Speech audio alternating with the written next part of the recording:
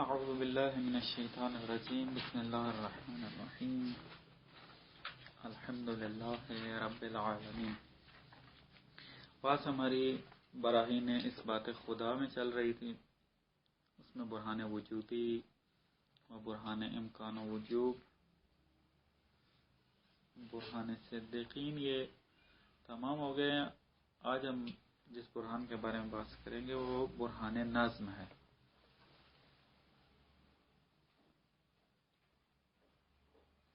برہان نظم قدیمی ترین براہین میں سے ہے، یعنی حتیٰ سقراط و افلاطون کے کلام میں بھی محققین فرماتے ہیں کہ عبارات موجود ہیں کہ جہاں سے معلوم ہوتا ہے کہ انہوں نے برہان نظم سے خدا کے وجود کو ثابت کیا ہے۔ اور برہان نظم ایک اعتبار سے مہم ترین اس لیے بھی ہے کہ یہ عام فہم، سادہ اور عوام پسند ہے، یعنی آپ کسی بھی سادہ سے سادہ آدمی کہ جو جاہل ہو، کسی سکول میں نہ بھی پڑھا ہوا ہو، اس برہان سے اگر استفادہ کر کے خدا کے وجود کو ثابت کرنا چاہیں گے تو وہ راحت اور آسانی سے سمجھ جائے گا۔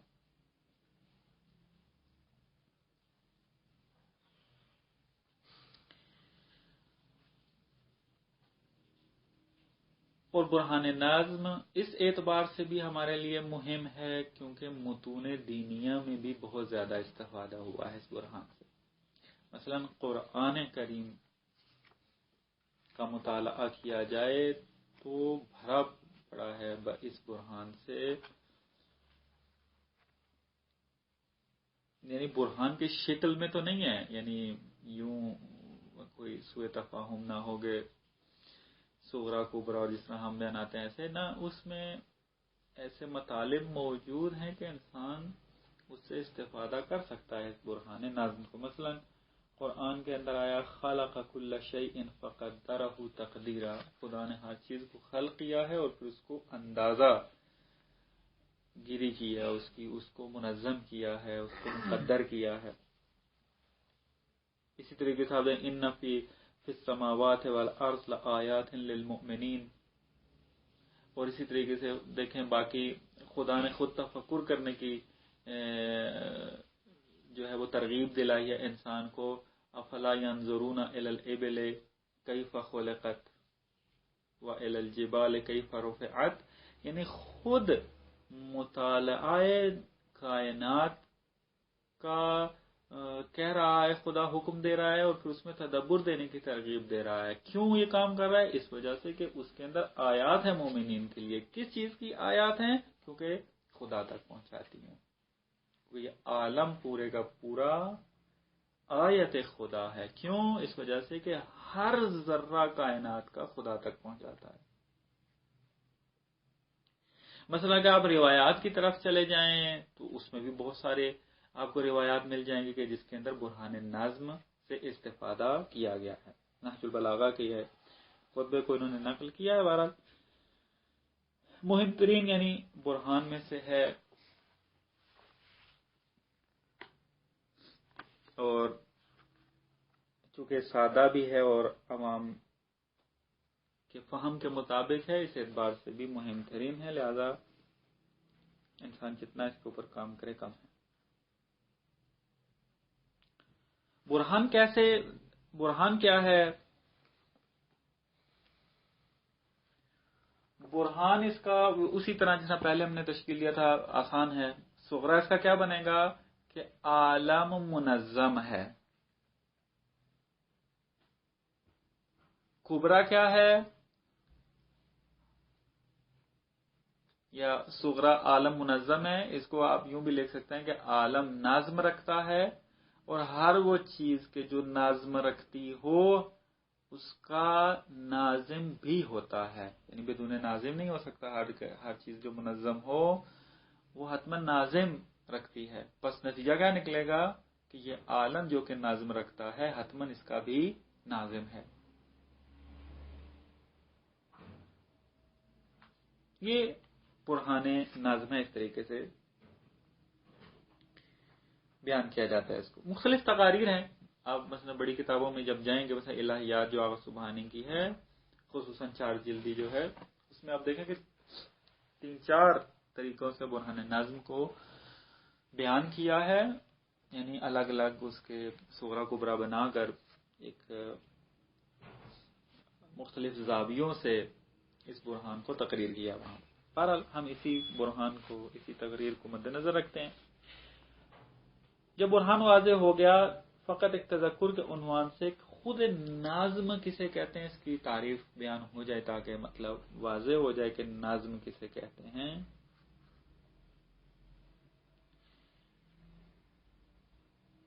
نظم مختلف اجزاء کا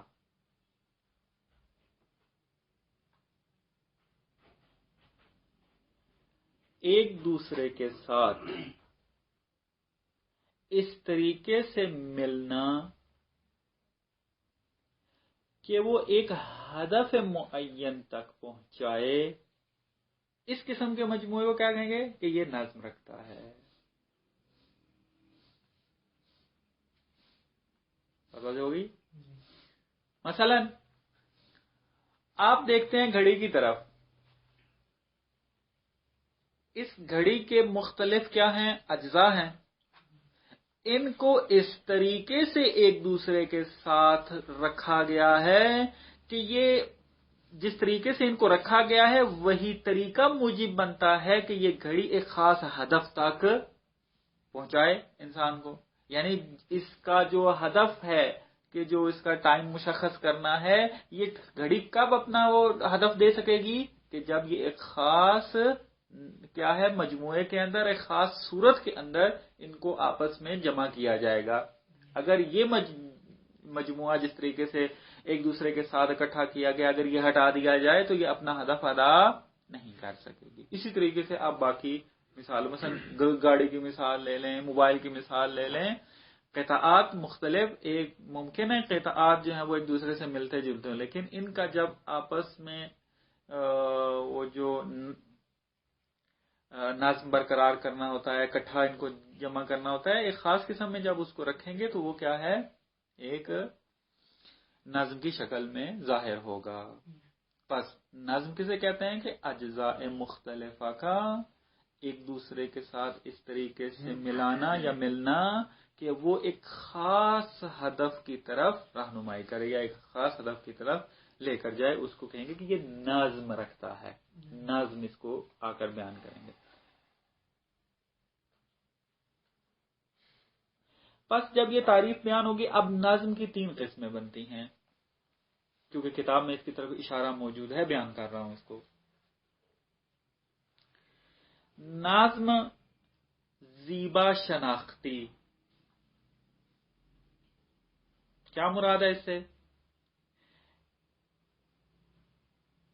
یعنی آپ مختلف اجزاء کو اس طریقے سے ایک دوسرے کے ساتھ رکھتے ہیں، اس طریقے سے ان کے درمیان ارتباط برقرار کرتے ہیں کہ جب آپ اس مختلف اجزاء کے خاص طریقے سے مرتبط ہونے کے مجموعے کو جب دیکھتے ہیں تو لذت بخش ہوتا ہے وہ. اب یہ نظم موجود ہے لیکن لذت بخش ہے. مثلا اگر کوئی نقاشی کرتا ہے ایک تابلو کے اوپر، وہ کیا کرتا ہے، مختلف اجزاء کو اس طریقے سے آپس میں پیوند دیتا ہے، ارتباط برقرار کرتا ہے، ایک دوسرے کے ساتھ اکٹھا رکھتا ہے اس انداز میں کہ جب وہ کامل ہو جاتا ہے تو اس کو دیکھنے سے انسان لذت محسوس کرتا ہے. تو یہاں بھی ایک نظم موجود ہے، لیکن کون سا نظم ہے؟ نظم زیبا شناختی.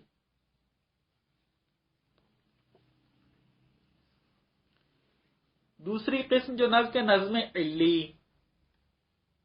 علت و معلول یعنی نظم علی. نظم علی کیا ہے؟ مثلا آپ دیکھتے ہیں کہ ایک چیز دوسری چیز کے ساتھ مرتبط ہے. مثلا والدین ہوں گے تو فرزند ہوگا،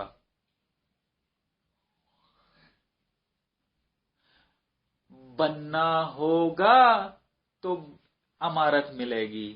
اس قسم کے جو آپ ارتباط دیکھتے ہیں، مثلا آگ ہوگی تو حرارت نظر آئے گی یا حرارت محسوس ہوگی. ٹھیک ہے، یہ جو آپ تقارن دیکھتے ہیں ان چیزوں کے اندر، یہ جو ارتباط اس قسم کا موجود ہوتا ہے، اس کو کہتے ہیں یہ نظم رکھتے ہیں. کون سا نظم؟ نظم علی رکھتے ہیں، یعنی علت و معلول آپس میں نظم علی کے ساتھ آپس میں مرتبط ہیں. یہ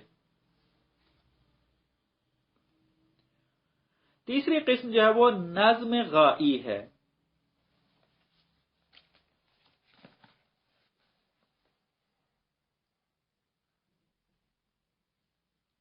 نظم غائی کیا ہے؟ یعنی ایک ایسا مجموعہ کہ جس کو اکٹھا، اس کے اجزاء کو اکٹھا کس لیے کیا گیا؟ تاکہ ایک خاص ہدف تک لے کر جائے، ایک مشخص نتیجہ جس سے ملے. اس قسم کے نظم کو کہیں گے کہ نظم غائی رکھتا ہے. مثلا جتنے بھی موجودات زندہ ہیں، اگر ہر ایک کی طرف آپ نگاہ کریں تو اس کے اندر بھی ایک نظم موجود ہے. اس نظم کو کہتے ہیں نظم غائی. کیوں؟ اس وجہ سے کہ اس کے اندر جو نظم موجود ہے، ہم ایک نتیجہ مشخص و باارزش اس سے حاصل کرتے ہیں. وہ کیا ہے؟ مثلا خدا تک پہنچنا ہے، یا اس کے علاوہ مختلف اور بھی آپ لے کر آ سکتے ہیں. بس یہ تین قسم کے نظم ہمارے سامنے ظاہر ہوتے ہیں. نظم کی تعریف کرنے کے بعد نظم زیبا شناختی، نظم علی و نظم کیا ہے؟ غائی ہو جائے گا.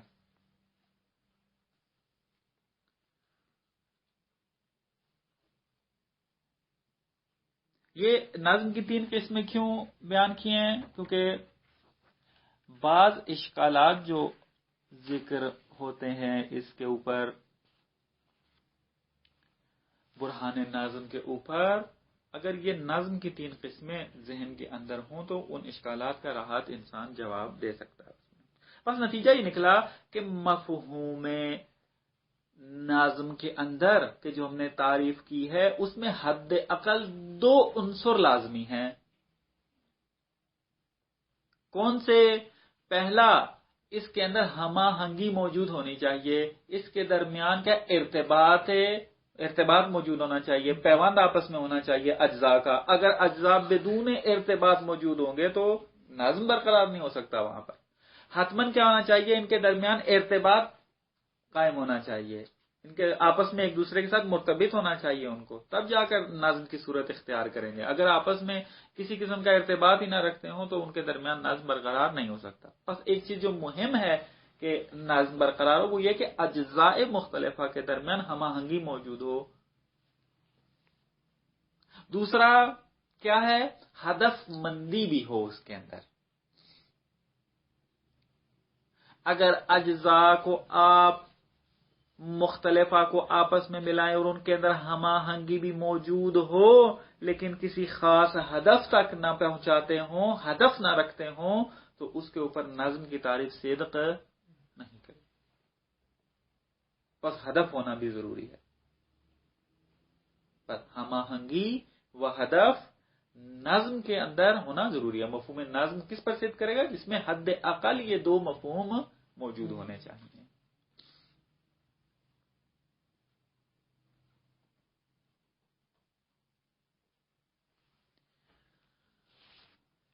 جب ہم نے یہ برہان صغرا کبرا اور نتیجہ اس کا لیا ہے، اس کی ایک خصوصیت کیا ہے برہان کی؟ برہان نازم کی وہ یہ ہے کہ اس کا جو صغرا ہے وہ قریب بے حس ہے، یعنی حصی ہے تقریباً، اور جو حصی چیز ہوتی ہے وہ عام فہم ہوتی ہے. کیسے حصی ہے؟ مثلا جب ہم نے کہا کہ یہ کائنات یہ عالم نظم رکھتا ہے، تو اپنی آنکھوں سے دیکھا ہے تو کہہ رہے ہیں، اور آنکھوں سے دیکھنا امور حسیہ میں سے ہے، یعنی ہم نے پہلے حس کیا ہے کہ یہاں نظم موجود ہے، تو تب ہم یہ کہہ رہے ہیں۔ بس اس کا جو ایک مقدمہ ہے وہ حسی ہے۔ جو کبرا ہے اس کا وہ عقلی ہے۔ کبرا کیا تھا کہ ہر نظم ناظم کا محتاج ہے۔ یہ مقدمہ عقلی ہے۔ کیوں؟ اس وجہ سے کہ آپ نے اس کو آنکھوں سے نہیں دیکھا، بلکہ آپ نے کیا کیا ہے، عقل سے اس کو دریافت کیا۔ عقل نے حکم لگایا ہے کہ جہاں بھی کہیں نظم نظر آ جائے تو سمجھو وہاں کیا ہے، وہ ناظم کا محتاج ہے، وہاں اس کا ناظم موجود ہے۔ اگر ناظم موجود نہ ہوتا تو یہ نظم کبھی برقرار نہ ہوتا۔ بس ایک خصوصیت اور جو اس کے اندر پائی جاتی ہے وہ یہ کہ اس کا ایک مقدمہ وہ حسی ہے۔ ایک اور جو خصوصیت برہان نظم کے اندر موجود ہے وہ یہ ہے کہ برہان نظم کا یہ جو صغرا ہے، جو کہ حسی ہے، اس کو حاصل کرنے کے لیے آپ کو تمام کائنات کا مطالعہ کرنے کی ضرورت نہیں ہے۔ آپ اگر اپنے وجود کا بھی مطالعہ کر لیں نا، کائنات کے ایک گوشے کے اندر موجود یا کائنات کے اندر ایک ذرے کا بھی آپ مطالعہ کر لیں تو برہان نظم آپ وہاں پر استفادہ کر سکتے ہیں۔ کیوں؟ اس وجہ سے کہ ہم نظم سے ناظم تک پہنچنا چاہتے ہیں۔ اب نظم چاہے جزئی طور پر بھی آپ کو نظر آ جائے تو برہان وہاں پر صدق کرے گا۔ بس پورے جہان کا مطالعہ کرنے کی ضرورت نہیں ہے۔ صغرا آپ کا حاصل ہو جائے گا اس وقت بھی کہ جب آپ جزئی طور پر بھی اس کائنات کا مطالعہ کر لیں گے۔ یہ تھا برہان نظم اور اس کی بعض خصوصیات۔ اس کے اوپر پھر اشکالات وہ زیادہ ہوئے ہیں۔ مثلا کانٹ اس کو قبول نہیں کرتا، ڈیوڈ ہیوم اس کو قبول نہیں کرتا، جان ہاسپر جو ہے اس کو قبول نہیں کرتا، ہاسپرس۔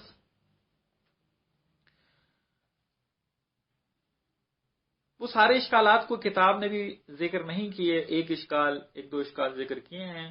ہم بھی اس کتاب کی طبیعت میں فقط اسی اشکال کو ہی مد نظر رکھ کے اس کا جواب دیں گے۔ اشکال کا آج کیا ہے، ڈیوڈ ہیوم مثلا برہان نظم کے اوپر چند اشکال کیسے ہوتے ہیں۔ مثلا ایک اشکال وہ یہ کرتے ہیں کہ آپ جب کہہ رہے ہیں کہ یہ کائنات نظم رکھتی ہے، ہم مثلا نظم کے منکر ہیں۔ کیوں؟ اس وجہ سے کہ یہاں پر کیا ہے، شرور موجود ہیں، اور شرور کا موجود ہونا نظم کے ساتھ سازگار نہیں ہے۔ بس آپ کا پہلا مقدمہ کیا ہو جائے گا، باطل ہو جائے گا، کہ جب آپ نے کہا کہ عالم کیا رکھتا ہے، نظم رکھتا ہے۔ یہ بندہ آگے مثلا اشکال کرتا ہے، اب نہیں معلوم یہ اشکال کرنے والا کون ہے، ویسے کافی غربی مفکر ہیں کہ جو ملحد ہیں وہ یہ اشکال لے کر آتے ہیں درمیان میں، کہ چونکہ شرور موجود ہے اس کائنات کے اندر، اور شرور وہ چیز جو منظم ہو کبھی شر نہیں رکھتی اپنے اندر۔ نہیں، ڈیوڈ ہیوم نہیں ہے یہ۔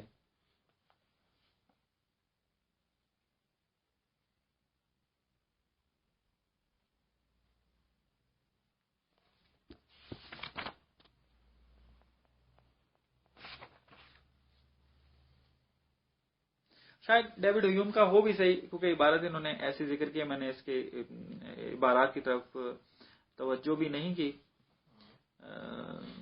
بیان کرتا دیکھتا جا کے ڈیوڈ ہیوم ہی ہے شاید اس کا۔ بہرحال میں بعد میں آپ کو بات کرتا ہوں، ایک منٹ۔ ہیلو، ہاں جی، یہ کوچا کون سا ہے؟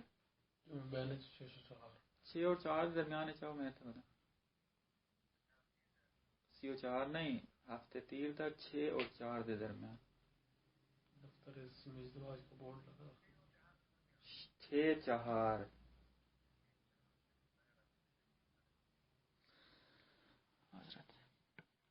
بہرحال یہ ڈیوڈ ہیوم کا اشکال ہے، جس کا بھی میرے خیال میں عبارت سے ظاہر یہی ہو رہا ہے، ڈیوڈ ہیوم کا ہے شروع رکھتے نظم نہیں ہے، بس یہ صغرا ختم ہو جائے. اس کا جواب ہم بعد میں دیں گے، فی الحال ابھی اس کا جواب نہیں دینا یہاں پر.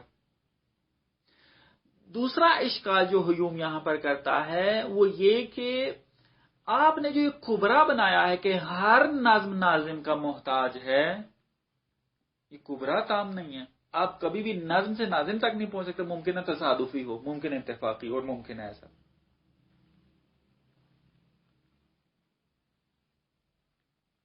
مثلا ڈیوڈ ہیوم مثال دیتا ہے. ڈیوڈ ہیوم کہتا ہے کہ دیکھیں، آپ اگر ایک کشتی ساز کے دیکھتے ہیں، ایک بہترین اور عالی ترین اور زیبا ترین کشتی اس نے بنائی ہے، تو آپ پہلی نگاہ میں یہ کہیں گے انتہائی ماہر کشتی ساز ہے یہ ذہن میں آتا ہے. لیکن کہتے ہیں جب آپ فرض کریں اس کے پاس جاتے ہیں تو آپ کو معلوم ہوگا کہ نہ، یہ ایسے ہی کشتی ساز اتنا مہم نہیں بن گیا.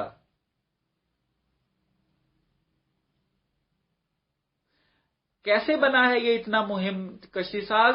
اس نے پہلے بہت سارے اشتباہات کیے تھے، غلطیاں کی تھی. آہستہ آہستہ اس نے اپنی اس غلطیوں اور اشتباہات اور جو اس کے اندر نقائص موجود تھے اس کو برطرف کرتا رہا. تو اب یہ کیا ہے، اس صورت میں جلوہ پیدا کیا ہے اس نے کہ ایک کشتی ساز ماہر بن گیا ہے. کہتے ہیں وہ یہ آپ جو کہہ رہے ہیں کائنات اتنے منظم حالت میں موجود ہے، نظم موجود ہے، کہتے ہیں کہ یہ کہاں سے معلوم کہ یہ کائنات جو ہے وہ ایک ہی جہان ہے اور ایک ہی جہان نظم کی صورت میں آ گیا؟ نا، دہا ممکن ہے جہان گزرے ہوں کہ جس کے اندر یہ تجربہ چلتا رہا ہو، نقص موجود تھا، پھر اگلا نظام ہے، نقص موجود تھا، پھر اگلا، یہ آہستہ آہستہ ہے. اب یہ جو جس جہان میں ہم زندگی کر رہے ہیں، یہ جہان اب وہ تمام نقائص کو چونکہ برطرف کر لیا گیا، تجربہ کر لیا گیا ہے، تو یہ اس صورت میں نظم کی صورت میں آ گیا ہے. آ کر کیسے آ کر آپ یہ ارتباط برقرار کرتے ہیں کہ جو نتیجہ آپ الہیون لینا چاہتے ہیں یہ نتیجہ نہیں ہوتا. اس کا جواب انشاءاللہ پھر بعد میں بیان کریں گے. مجھے تھوڑا جلدی جانا ہے. والسلام علیکم ورحمۃ اللہ وبرکاتہ.